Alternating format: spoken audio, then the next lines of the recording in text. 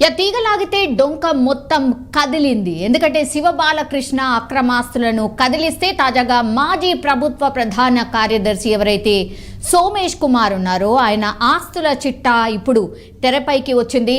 ఎకరాకు కోటి పలికే భూములను 6 ఏళ్ల కిందట అతి తక్కువ ధరకు కొనేశారన్న ఆరోపణలు ఆయన మీద గట్టిగా వినిపిస్తున్నాయి. ఫార్మాసిటీ మాటున క్విడ్ ప్రోకో వ్యవహారం ఉందా? అనుమానాలు సరే, అసలు నిజాలేంటి? మాజీ సీఎస్ సోమేష్ కుమార్ ఆచారం భూములపై అయితే ఫోకస్ పెట్టింది ఏసీబీ అన్నటువంటి వార్తలు మనకైతే వినిపిస్తున్నాయి. సంజయ్ జాయిన్ అవుతున్నారు. సంజయ్, నిజంగానే మాజీ సీఎస్ ఎవరైతే సోమేష్ కుమార్ ఉన్నారో ఆయన మీద అసలు కంటిన్యూషన్గా ఏదో ఒక వార్త వస్తూనే ఉంది. నిజంగానే ఏసీబీ ఫోకస్ పెట్టింది ఆయన మీద?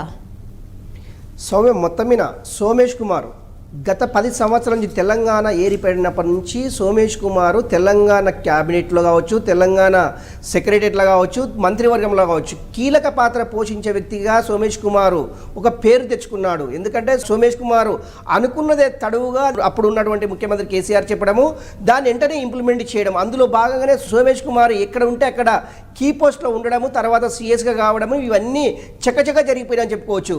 ఆయన జిహెచ్ఎంసీ కమిషనర్ ఉన్నప్పుడు కూడా చాలా సందర్భాల్లో ఆయన పైన అవినీతి ఆరోపణలు వచ్చాయి. అదేవిధంగా కేసీఆర్ అప్పుడు ముఖ్యమంత్రిగా కేసీఆర్ చెప్పినటువంటి కుటుంబ సమగ్ర సర్వేలో కూడా సోమేష్ కుమార్ ఇచ్చినటువంటి ఈ యొక్క నిర్ణయం వల్లనే అట్టర్ ఫ్లాప్ అయిందని చెప్పుకోవచ్చు. చాలా సందర్భాల్లో సోమేష్ కుమార్ రాష్ట్ర ప్రభుత్వానికి ఇచ్చినటువంటి సలహాలు కావచ్చు, సూచనలు కావచ్చు, ఇవన్నీ కూడా అట్టర్ ఫ్లాప్ అయ్యాయి. ఎప్పుడైతే సోమేష్ కుమార్ ప్రభుత్వంలో నడిపిస్తున్నాడో ఆయన పట్టిందల్లా బంగారం అనే రీతిగా ఆయన వ్యవహరించిన తీరు అయితే ఇప్పుడు విమర్శలకు దారి తీసిందని చెప్పుకోవచ్చు. మహేశ్వరం మండలము కొత్తపల్లి గ్రామ పరిధిలో ఉన్నటువంటి సుమారు 25 ఎకరాల భూమికి సంబంధించినటువంటి ఇష్యూ ఇప్పుడు తెరపైకి వచ్చింది. అప్పటి రాష్ట్ర ప్రభుత్వము ఫార్మాసిటీకి సంబంధించినటువంటి 5,000 ఎకరాలకు సంబంధించినటువంటి ఫార్మాసిటీ అంటే చాలా గొప్పగా ఏర్పాటు చేయాలి, దేశ చరిత్రలోనే ఇలాంటి ఫార్మాసిటీ ఎక్కడ ఉండకూడదు అనేసి ఉద్దేశంతో అప్పటి రాష్ట్ర ప్రభుత్వం ఒక ప్రతిష్టాత్మకంగా తీసుకున్నటువంటి ఈ ఫార్మాసిటీ ఏదైతే ఉందో ఈ ఫార్మాసిటీ డెవలప్మెంట్ అవుతుంది అనే ఉద్దేశంతో ఈయన సీఎస్గా ఉన్న టైంలోనే వెంటనే ఆ యాచార మండలం పక్కన ఉన్నటువంటి కొత్తపల్లి గ్రామంలో సుమారు 25 ఎకరాల చేంజ్ భూమిని కొనుగోలు చేశాడు అనేసి ఒక విమర్శ అయితే బలంగా ఉంది. ఈ భూమి తన భార్య పేరు మీద రిజిస్ట్రేషన్ అయింది 6 సంవత్సరాల క్రితము అనేసి ఆయన చూపించాడు. ఇప్పుడు ఎవరైతే బాలకృష్ణ మొన్నటి వరకు ఆ వార్తల్లో ఉన్నటువంటి బాలకృష్ణ ఏసీబీ రైడ్స్లో ఆయన వందల కోట్ల రూపాయలు అవినీతి బహిర్గతమైందో అప్పటి నుంచి మెల్లమెల్లగా ఆయన ఇచ్చినటువంటి రిమాండ్ రిపోర్ట్ కావచ్చు, ఆయన ఇచ్చినటువంటి వాగ్మూలం కావచ్చు, ఈరోజు మరింత కొన్ని సమాచారాలు తెలిసే అవకాశం ఉంది. అందులో భాగంగా ఈ సోమేష్ కుమార్కు సంబంధించింది కూడా ఈ బాలకృష్ణ ఇచ్చినటువంటి సమాచారమే ఇప్పుడు బహిర్గతమైంది. సోమేష్ కుమారు ఇందులో ఇరుక్కునే అవకాశం అయితే ఉంది. ఒకటి, సోమేష్ కుమారు అంటే ఆఫ్ ది రికార్డుగా చెప్పడం ఏంటంటే నాకు ఉన్నటువంటి ఒక సొంత ఇంటిని అమ్మేసేసి ఇక్కడ 25 ఎకరాలు భూమిని కొన్నాను అనేసి ఆయన సూత్రప్రాయంగా చెప్పడం జరిగింది. కాకపోతే హైదరాబాద్లో ఉన్నటువంటి ఇల్లు అమ్మితే 1-2 కోట్ల కంటే ఎక్కువ రాదు. కాకపోతే ఫార్మాసిటీ కంపెనీ అది ఆ ల్యాండ్కు ఆనుకున్నటువంటి కొత్తపల్లి గ్రామము సుమారు ఇప్పుడు 1 కోటి నుంచి 5 కోట్ల వరకు అక్కడ పర్ ఎకరా ల్యాండ్ పలికే అవకాశం ఉంది. కానీ ఈయన కారు చౌకగా అంటే ఎంతో కొంత అమౌంట్ ముట్ట చెప్పేసేసి చాలా కారు చౌకగా దీన్ని కొనుగోలు చేశాడు సోమేష్ కుమార్ అనేసి బలమైన ఆరోపణలు వినిపిస్తున్నాయి. ఇక్కడ అంటే రాష్ట్ర ప్రభుత్వంలో ఉన్నటువంటి కొంతమంది అధికారులు కావచ్చు, అదేవిధంగా అక్కడ యాచార మండలానికి సంబంధించినటువంటి కొంతమంది అంటే ఆ ప్రభుత్వ అధికారులు కావచ్చు, ఎవరేమైనా కూడా ఒక సీఎస్ ఇన్ని వందల కోట్ల రూపాయలు ఎలా సంపాదించారు? 25 ఎకరాల భూమి అంటే అంత ఆశమైంది కాదు. ఎందుకంటే ఇది సుమారు 5 కోట్లకు ఎకరానుకున్నా కూడా సుమారు 250 కోట్ల రూపాయలు అది 20 చాలా పెద్ద అమౌంట్, ఇది 150 కోట్లకు చేరుకుంటుంది. కానీ ఇంత అమౌంట్ పెట్టేసి సోమేష్ కుమారు కారు చౌకగా ఎలా కొన్నాడు, ఎందుకు రాష్ట్ర ప్రభుత్వం సహాయ సహకారాలు అందించింది, ఇది రేరా పరిధిలోకి వస్తుందనే కోణంలో కూడా ఇప్పుడు ఏసీబీ అధికారులు పకడ్బందీగా విచారణ చేపట్టడానికి ప్లాన్ అయితే చేస్తున్నారు. ఒకటి. రెండవది ఏంటంటే ఈయన ఐఏఎస్ కనుక ఇది సెంట్రల్ గవర్నమెంట్కి సంబంధించినటువంటి డిఓపిటికి సమాచారము సోమేష్ కుమార్ ఇచ్చాడు అనేది ఇంకొకటి. ఇంతవరకు కూడా డిఓపిటికి సంబంధించినటువంటి సోమేష్ కుమారు ఇల్లు అమ్మింది కానీ కావచ్చు, లేకుంటే ఆయన పర్చేజ్ చేసినటువంటి 25 ఎకరాలకు సంబంధించిన సమాచారము డిఓపిటికి ఎక్కడ కూడా సమాచారం సోమేష్ కుమార్ ఇవ్వలేదు. ఎందుకు ఇవ్వలేదు అనే దాని మీద ఏసీబీ అధికారులు ఒక నిఘా అయితే పెట్టారు. ఎందుకు సమాచారం ఇవ్వకుండా ఈ పర్చేజ్ అంటే ట్రాన్సాక్షన్, ఆ స్థిరాస్తులకు సంబంధించినటువంటి ట్రాన్సాక్షన్ ఎందుకు చేయవలసి వచ్చింది? ఈయన ఐఏఎస్ రిటైర్ అయినా కూడా సెంట్రల్ గవర్నమెంట్ పరిధిలో పనిచేయవలసినటువంటి అధికారులు ఆ రాష్ట్ర ప్రభుత్వానికి పరిధిలో పనిచేస్తారు. వీళ్ళకి సంబంధించినటువంటి ఎప్పటికప్పుడు లావాదేవీలకు సంబంధించినటువంటి డిఓపిటికి సమాచారాన్ని ఇవ్వాల్సి ఉంటుంది. కానీ సోమేష్ కుమార్ డిఓపిటికి ఎందుకు సమాచారం ఇవ్వలేదని ఒక ప్రశ్న అయితే, 25 ఎకరాలకు సంబంధించిన ఇంత పెద్ద అమౌంట్, ఇల్లు అమ్మితే ఇంత పెద్ద అమౌంట్ వస్తుందా అనేది రెండవ క్వశ్చన్. కానీ ఇక్కడ బాలకృష్ణ ఇచ్చేటటువంటి ఒక వాగ్మూలాన్ని ఈరోజు అంటే బాలకృష్ణని అంటే ఇక్కడ ఉన్నటువంటి ఏసీబీ అధికారులు ఆయనని అది అదుపులోకి తీసుకొని విచారించే అవకాశం ఉంది.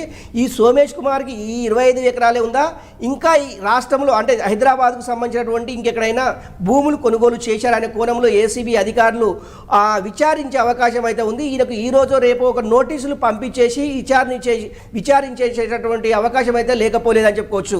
అంటే సోమేష్ కుమారే ఉండా, సోమేష్ కుమార్కి సంబంధించినటువంటి ఇంకెవరన్నా అధికారులు ఉండరా లేకుంటే? ఎగ్జాక్ట్లీ సంజయ్, నా క్వశ్చన్ కూడా అదే.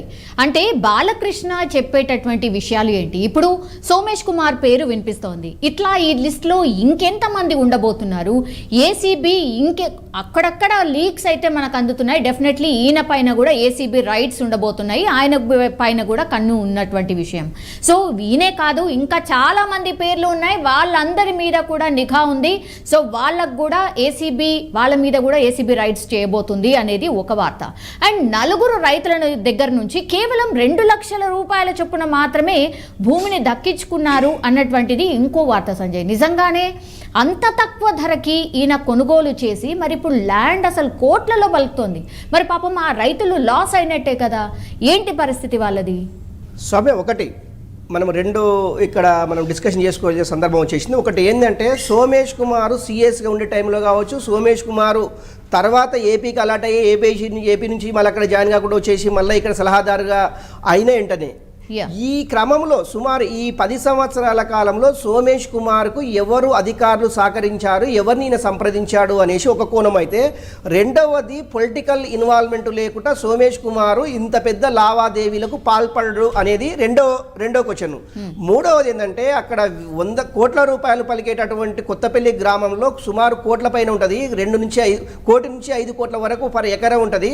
అది 2 లక్షలకు ఎలా పర్చేజ్ చేశాడు అనేది ఈ మూడు కోణాలలో ఏసీబీ అధికారులు, ఏసీబీ డైరెక్టర్ ఆఫ్ జనరల్గా ఉన్నటువంటి వీళ్ళందరూ ఒక యూనిట్గా తయారు చేసేసి 6 బృందాలుగా ఏర్పడేసి ఇప్పటికీ ఏసీబీ అధికారులు బాలకృష్ణని విచారించారు, బాలకృష్ణకు సంబంధించినటువంటి ఆస్తులపైన అటాచ్ చేశారు. అట్ సేమ్ టైం ఇదే బృందాలు సోమేష్ కుమార్ కూడా నోటీసులు ఇచ్చేసేసి ఏసీబీ సోదాలు చేసే అవకాశము చాలా దగ్గరగా ఉన్నవి. అది ఏ క్షణాన అవుతావు అనేది కూడా తెలియదు మేడం. ఇది ఫస్ట్ సౌమ్య. సెకండ్ ఏంటంటే సోమేష్ కుమార్కు సహకరించినటువంటి పొలిటికల్ లీడర్స్ ఎవరు, లేకుంటే అది ఆ ప్రభుత్వంలో ఉన్న అధికారులు ఎవరు? ఈ 3 కోణాల్లో ఏసీబీ అధికారులు చాలా క్షుణ్ణంగా ఎప్పటికప్పుడు సమాచారాన్ని రాబట్టుకునే పనిలో ఏసీబీ అధికారులు ఉన్నారని చెప్పుకోవచ్చు. సోమేష్ కుమార్ గతంలో చేసినటువంటి అవినీతి ఆరోపణలపైన ఫస్ట్ ఫోకస్ పెట్టే అవకాశం ఉంది. ఈయనకు రేపో మాపో నోటీసులు ఇచ్చేసి విచారించేసేసి వీళ్ళ ఇళ్ళపైన వీళ్ళ బంధువుల ఇళ్ళపైన కూడా సోదాలు చేసే అవకాశము లేకపోలేదు. నిజంగా కూడా సోమేష్ కుమార్ ఎవరికన్నా పొలిటికల్ పెద్దలకు ఏమన్నా ఇన్వాల్వ్మెంట్ అయ్యేసి ఏమన్నా ప్రభుత్వానికి సంబంధించినటువంటి ఆస్తులను అంటే ప్రభుత్వానికి సంబంధించినటువంటి భూములను ఏమైనా కట్టబెట్టాడా అంటే నిజంగా కూడా సోమేష్ కుమార్ చాలామంది పొలిటికల్ లీడర్స్కి భూములని కట్టబెట్టారు. అందుకనే రేరాని ప్రపోజల్ చేసింది కూడా రియల్ ఎస్టేట్ అథారిటీ ఆఫ్ అది ఈ రేరా అనేది కూడా 2016లో ఈయన ప్రపోజల్ పెట్టేసేసి రేరా నుంచి భూములను ఏ విధంగా కొల్లగొట్టొచ్చు అనేది ముఖ్యమంత్రి అప్పుడు ఉన్నటువంటి మాజీ ముఖ్యమంత్రి కేసీఆర్కు ఈయన వెన్నతో పెట్టిన విద్యగా ఆయనకు ప్రతిరోజు మర్దన చేసేవాడని చెప్పుకోవచ్చు. ఎందుకంటే ప్రభుత్వంలో ఉన్నటువంటి ఆస్తులని కొల్లగొట్టే మార్గాలని ఫస్ట్ అన్వేషించడంలో సోమేష్ కుమార్ను మించిన గనుడు లేడు అనేసి చెప్పగానే చెప్పొచ్చు. ఈ 25 ఎకరాల ఇంకా 25 ఎకరాల ఇంకా 100 ఎకరాల ఇవన్నీ ఒకవేళ ఏసీబీ విచారణలో తేలనున్నాయి. ఒకటి.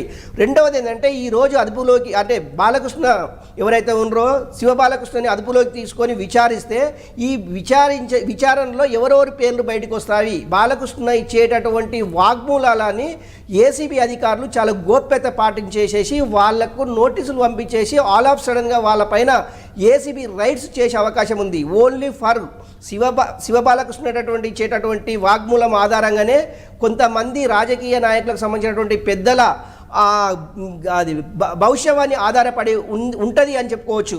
నిజంగా ఈ 5 రోజుల పాటు విచారించిన తర్వాత ఎలాంటి సమాచారాన్ని బయటికి పొక్కుతారు, ఆయన ఇచ్చేటటువంటి సమాచారం ఆధారంగానే వీళ్ళ ప్రభుత్వంలో ఉన్నటువంటి పెద్దలు కావచ్చు, రాజకీయ నాయకులుగా చెప్పబడేటటువంటి లీడర్స్ కావచ్చు, ఎవరేమైనా కూడా వీళ్ళందరూ కటకటాల వెనుక ఊచలు లెక్కబెట్టొచ్చు అనేసి ఏసీబీ అధికారులు కావచ్చు, ఏసీబీలో పనిచేస్తున్నటువంటి సీనియర్ మోస్ట్ నాయకులు కావచ్చు, అదేవిధంగా కొంతమంది ప్రజా సంఘాలు కావచ్చు, ఇలాంటి అవినీతి ఆరోపణలు ఎదుర్కొన్న వ్యక్తులు ఎవరైనా సరే వీళ్ళకు కఠినమైన శిక్షలు విధించాలి అనేసి ఇక్కడ ఉన్నటువంటి కొంతమంది విశ్లేషకులు కోరుతున్నటువంటి ఆ సమాచారం. సౌమ్య, రైతు బంధుకు సంబంధించి కూడా ఆరోపణలు వస్తున్నాయి సంజయ్. చాలా లక్షల రైతు బంధు కూడా వీళ్ళు అందింది. అసలు రైతు బంధు వేస్ట్ అయిపోతోంది. ఇట్లా చాలా మంది 1000 ఎకరాలు ఉన్నటువంటి వాళ్ళకు కూడా రైతు బంధు అందుతోంది. అందుకనే ఇప్పుడు మనం ఒక రకంగా అనుకోవచ్చు, చాలా స్లోగా రైతు బంధు ప్రాసెస్ని అందుకే సర్కార్ టేకప్ చేసినట్టుంది. అంటే తక్కువ భూములు ఉన్న వాళ్ళకి మెల్లిమెల్లిగా వేసుకుంటా వెళ్తుంది అని అంటే దీంట్లో ఏమైనా స్ట్రాటజీ ఫాలో అవుతుందా గవర్నమెంట్? సౌమ్య, ఒకటి, గత ప్రభుత్వం చేసినటువంటి తప్పిదాలు ఈ ప్రభుత్వం చెయ్యొద్దు అనే ఉద్దేశంతో రేవంత్ రెడ్డి ప్రభుత్వము పకడ్బందీగా ఒక ప్లాన్ ప్రకారము రైతు బంధు కావచ్చు, రుణమాఫీ కావచ్చు, రైతులకు సంబంధించినటువంటి సబ్సిడీలు ఎరువులు కావచ్చు, ధాన్యం గిట్టుబాటు ధర కావచ్చు, ఏదేమైనా కూడా గత ప్రభుత్వం చేసినటువంటి తప్పిదాలు ప్రభుత్వం చేయకూడదు అనేసి అధికారులతో ఎప్పటికప్పుడు సమీక్షలు సమావేశాలు ఏర్పాటు చేస్తున్నారు. అందుకే అంటే 1 ఎకరా నుంచి 2 ఎకరాల పడ్డటువంటి రైతు బంధు డబ్బులు ఏవైతే ఉన్నావో అది అంతవరకు వదిలేసి మిగతా సంబంధించినటువంటి సమాచారాన్ని రెవెన్యూ డిపార్ట్మెంట్, అదేవిధంగా అగ్రికల్చర్ సంబంధించినటువంటి డిపార్ట్మెంట్, ఈ 2 డిపార్ట్మెంట్ నుంచి పూర్తి సమాచారాన్ని ఇప్పటికీ ముఖ్యమంత్రి టేబుల్ పైన ఉందని చెప్పుకోవచ్చు. ఇందులో ఎవరెవరు ఇన్వాల్వ్మెంట్ ఉంది, ఎక్కువ భూములు కలిగినటువంటి నాయకులు ఎవరు, నిజంగా ఈ భూములు కలిగినటువంటి నాయకులు అందరూ వ్యవసాయం చేస్తున్నారా అనే కోణంలో కూడా ఒక రిపోర్ట్ తీసుకుంటున్నారు. నిజంగా ఈ వ్యక్తులకు రైతు బంధు అవసరమా లేకుండా రుణమాఫీ అవసరం అనే కోణంలో కూడా ఒక రిపోర్ట్ అయితే తెప్పించుకుంటున్నారు. ఇందులో ఎవరెవరు ఇన్వాల్వ్మెంట్ ఉంది, నిజంగా ఇన్ని 100 ఎకరాలు ఇన్ని 1000 ఎకరాలు ఉన్నటువంటి వ్యక్తులకు రైతు బంధు అవసరమా అనేది ఒకటైతే, రెండవది ఏంటంటే రుణమాఫీకి సంబంధించినటువంటి సుమారు 32,000 కోట్లు రుణమాఫీ 2 లక్షలు చేయవలసి ఉంటే ఇందులో ఇలాంటి వ్యక్తులని ఒకవేళ ఈ పరిధిలో నుంచి పక్కకి పెట్టినట్లయితే రాష్ట్ర ప్రభుత్వానికి 10,000 కోట్ల రూపాయలు మిగులుబాటు అయితే, అంటే 22,000 కోట్లు ఇస్తే సరిపోతుంది అనేసి రాష్ట్ర ప్రభుత్వం అనుకున్నటువంటి ఒక లెక్కలు. ఈ లెక్కల ఆధారంగా రైతు బంధు కావచ్చు, రుణమాఫీ కావచ్చు, చాలా క్లారిటీగా క్లియర్ కట్గా అమౌంట్ ఇచ్చే పరిస్థితి ఉంది. నిజంగా ఎప్పటిలోగా ఇస్తారు, ఎలా ఇస్తారు అనేది రాష్ట్ర ప్రభుత్వం అయితే కొంత కసరత్తు అయితే కొంత ఎక్సర్సైజ్ అయితే చేస్తుందని చెప్పుకోవచ్చు.